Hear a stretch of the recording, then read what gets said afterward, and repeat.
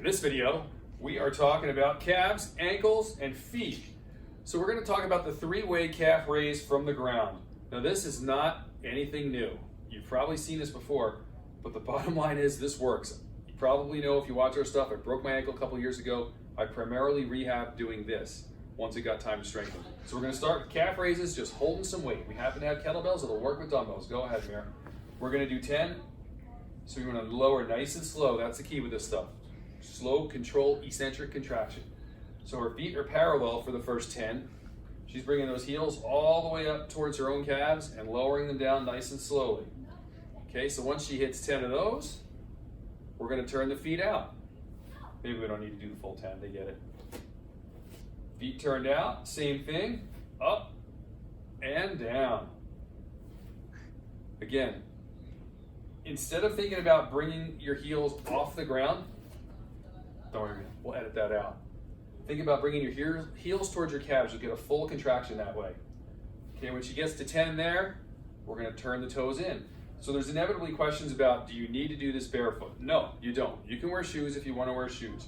I think it works a little bit better if you go barefoot, but to be perfectly honest, as I was rehabbing the broken ankle, it was just torture to do this without shoes and felt much better with shoes. So see what feels right for you. So you're going to pigeon toe, so as far in as they'll go. All right, and the same thing, up and down. I like to do sets of 10 with this instead of timer because it gets a little bit boring and weird with the timer. If you're doing the 10s, it's at obviously 30 reps total. It takes over a minute to do that. We'll generally cycle through this once or twice. Sometimes we'll just plop the weights down after the first round and go through it all again. All right, we have the bench out here. So Merit's gonna start doing some calf raises. So her foot's elevated here. It doesn't need to be, but what's important is the knee is bent because we're taking the gastroc, which is the muscle you can see on most people, hopefully on me. I've been working on them. Underneath that is the soleus muscle. So when you bend the knee, you take a lot of the gastroc out and the soleus gets to do some work.